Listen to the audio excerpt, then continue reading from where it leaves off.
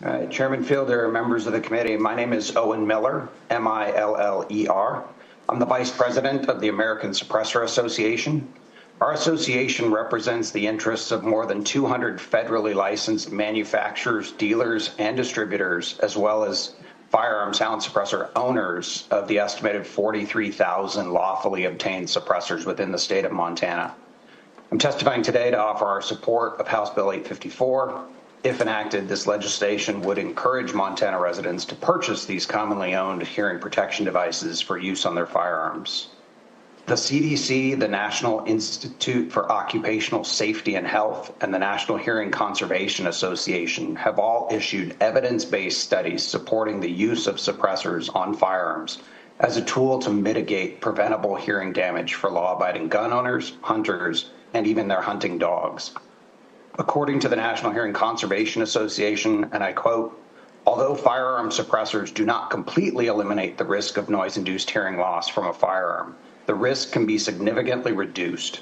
Persons wearing conventional hearing protection are not without risk of noise-induced hearing loss when using firearms."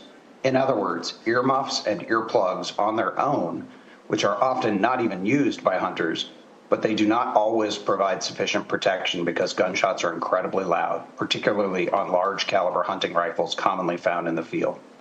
Suppressors have been one of the most heavily regulated and taxed items in this country since the enactment of the National Firearms Act of 1934. They are tightly controlled by the federal government, and ownership requires registration, no exceptions. To buy a suppressor, one must first obtain approval from the ATF by submitting an application which includes fingerprints, passport photos, and the punitive $200 tax per suppressor, as well as notification of local law enforcement on their intent to purchase. An FBI background check is completed on every applicant, and only after the background check is passed will ATF approve the application.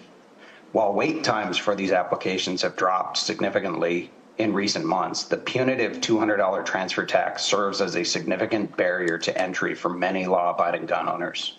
We urge a due pass on House Bill 854 to offer much-needed tax relief and allow law-abiding hunters and gun owners in Montana to better protect their hearing. Thank you very much for your time. I'd be happy to stand for any questions. Thank you, Mr.